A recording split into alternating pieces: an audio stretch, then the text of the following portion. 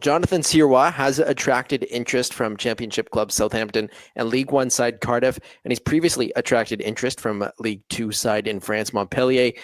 Where do you think is a good spot for Jonathan Sirois? Because I'm a little bit surprised that he's linked with a European move, considering he's not within this Canadian picture, really, when it comes to, MLS starters getting opportunities with the national team. But he should be, right? It feels like he should be. At least he should be. He's on a very similar level to Crépeau, who let in a terrible goal over the weekend against FC Dallas.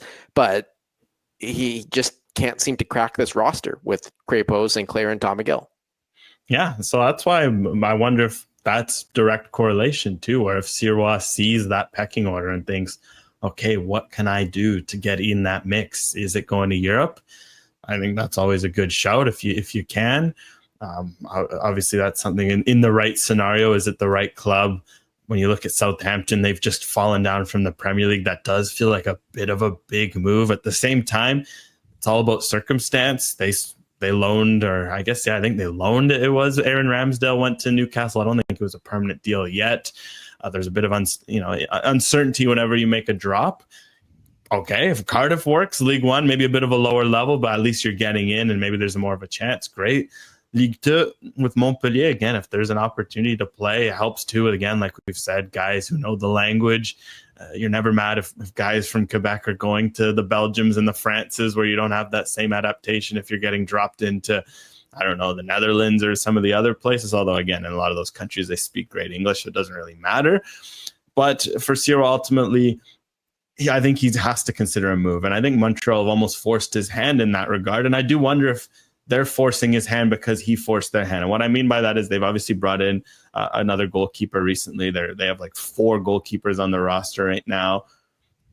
You feel like they didn't do that because they don't rate Sirois, because he's been one of the bright lights, it feels like, over the last few years. Yes, he's been wildly inconsistent. He had those moments last year when he was getting scored on from half. But other than that, like, he's stolen them a lot of games and developed quite nicely as a goalkeeper.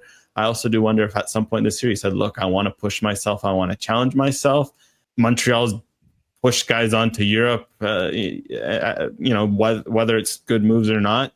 So I can see this making sense. But the one I threw out last week, and I would bring it up again, you have to wonder if there's another MLS team interested. There's been a lot of musical chairs. Drake Callender got moved today, I saw, within MLS. Could there be a team out there who takes a punt on Sirois? Because he's young. He's already got a lot of professional minutes under his belt. He could be a pretty good flyer if you can get him for like 500, 600 gam. I don't know how much a goalkeeper would go for. Maybe $1 million given his age. I feel like that'd be a bit of a steal for the right team.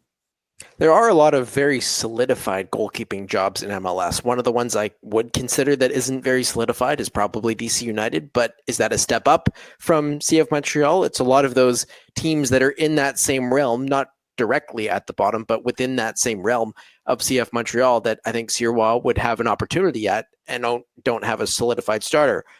A little bit higher, though, on that scale would be Inter Miami. They just moved on from Drake Callender. You don't know about Oscar Ustari at 38 years old and how durable he's going to be. He's also looked pretty brutal over the last little while. He does have the critical advantage that he's Messi's friend from the 2008 Olympics, but I think that could be an opportunity maybe for next year in MLS to go to Inter Miami and play on a very good team, or at least a team that has a lot of aspirations, Alex. Well, that's what we'll call the Max Crépeau plan, right? Max Crépeau was at Montreal, didn't get his opportunity, went to Whitecaps. He was there at the Whitecaps. They weren't, they were just starting to ascend and starting to be good. But then he moved to LAFC. And when he moved to LAFC, his stock kind of exploded, right? Everyone realized, oh, yeah, this guy is actually good. All those Vancouver fans who are always screaming, check this guy out, check this guy out. Maybe they're actually on to something. Sirois could, for him, because he does feel like he has a bit of them. Again, I watch him. He'll sometimes steal games in between all the mistakes. And you remember, he's young.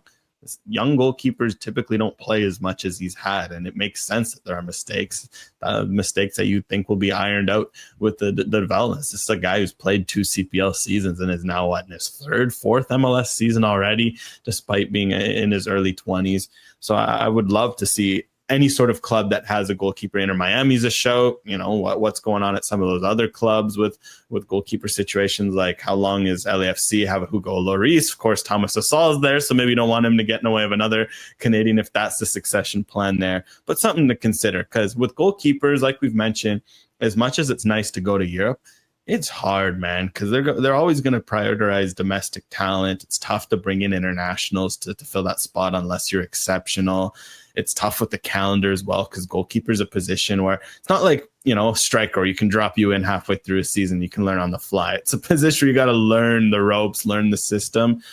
MLS, you face such elite attackers that it's not like you're getting a drop in quality. And almost with how lopsided the defenses are in front of you, you maybe get a bit more work than you would than behind some more solidified defenses. So I know some people always say go to Europe, and they're mad that there's so many goalkeepers in MLS from the Canadian perspective, but I never felt that's a bad thing. And I think when you see how some of these guys have performed for the national team, I think that shows that.